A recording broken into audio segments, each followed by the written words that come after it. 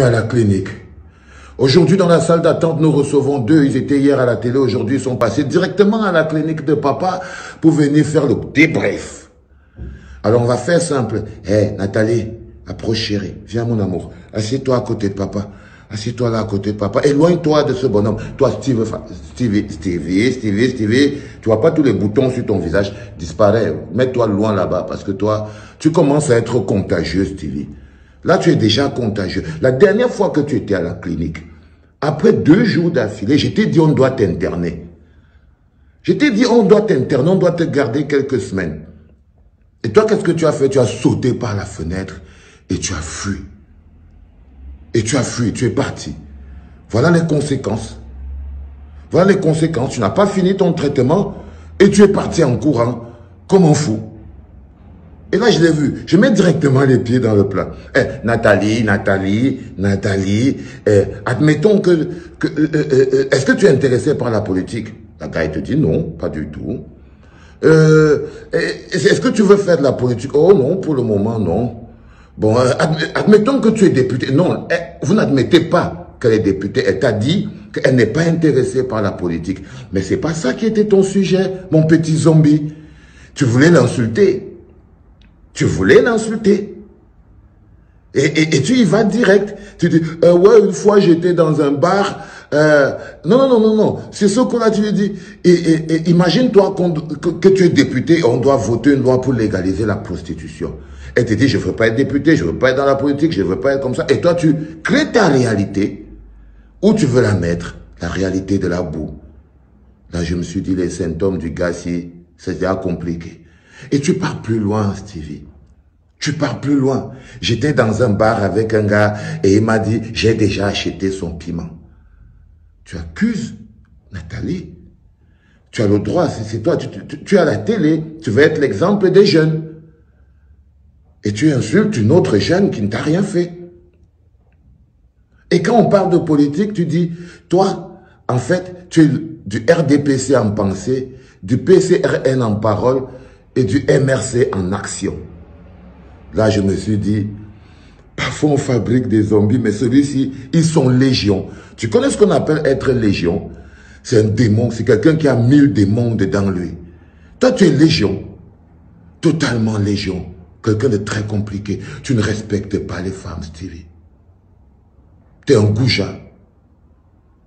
Tu es un goujat. Tu traites les femmes de prostituées. Tu traites une femme d'affaires qui défend un bilan, qui défend une activité. Tu la traites de prostituée. Et tu veux même lui faire dire qu'elle est une prostituée.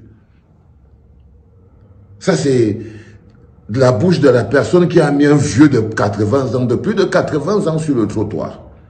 C'est-à-dire que toi, tu as pris un vieux de 80 ans, comme le vieux Barack là. Tu l'as mis sur le trottoir. On ne sait pas qui est compliqué. Le Mac, celui qui met les gens sur le trottoir, ou le pauvre boucle de vieux de 80 ans que tu as envoyé sur le trottoir. Alors là, je me suis demandé, de vous deux, c'est qui c'est qui vend le piment en fait? Quand j'ai vu ta vidéo chez Jean de Dieu Momo, avec l'autre chanteur d'opéra là, tu n'étais pas en train de vendre ton piment, mon frère. Ah, tu étais en pleine vente du piment, mon frère. Je suis désolé. Mais tu es malade. Si tu étais resté à la clinique, on aurait eu le temps de te soigner. Mais tu as sauté par la fenêtre, mon petit. Non. Non, tu t'es comporté comme un pauvre type. Une espèce de sociopathe qui essaye en fait de manipuler. Tu as essayé de profiter de la situation parce que tu es un profiteur. Et en plus, tu es un commère. Le Japab, le Congossa. Ça s'appelle le cocktail d'un petit personnage. Et elle t'a nettoyé, hein, Nathalie. Tu l'as traité, chérie. C'est-à-dire que je ne savais pas quoi dire. J'ai gardé un petit bout. Mais comme je ne veux pas que les gens te dérangent, j'ai gardé ça. Rien. Jour de ta vie, tu fais là comme si tu n'es pas responsable des photos que tu poses, de tout ce que tu fais, de toute cette trace et paillettes que tu montres aux jeunes pour donner l'impression que voilà. Tu es responsable du fait que les jeunes portent des horribles costumes carrelés partout. Qu'est-ce que tu dirais à ça? Donc parce que tu as porté ton costume carrelé, si tous les jeunes dans la société commencent à porter le... te plaît tous les jours de ta vie, tu fais là comme si... Oh my God! Là, t'as fait fort, chérie. Là, t'as cogné, mais t'as pris le petit zombie, tu l'as plongé direct dans tout le seau d'eau bénite. C'est-à-dire, tu l'as pris, tu l'as plongé dedans. Bloum! Pieds et poings liés. T'as même failli le noyer dans le seau d'eau bénite. Il était ridicule. C'est-à-dire que, Stevie, tu es la version petite des gens de Dieu, Momo.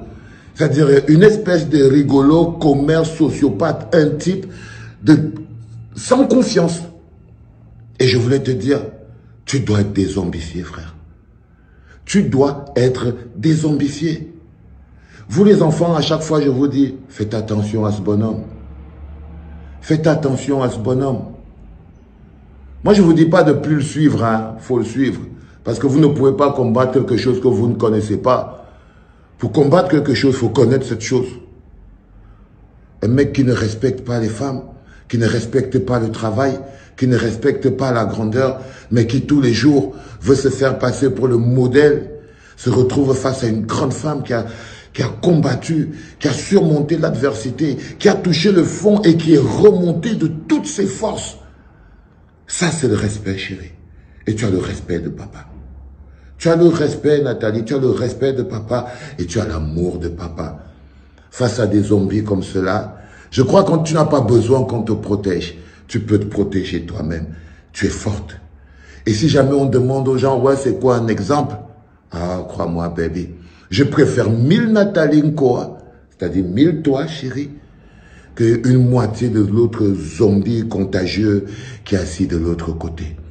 Maintenant, je vais encore t'interner ici dedans, Stevie.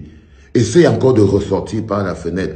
La prochaine fois, tu vas sortir comme un fou. Parce que quand j'étais écouté, je me suis dit, putain, c'est fou, le gars, il a cassé le moteur.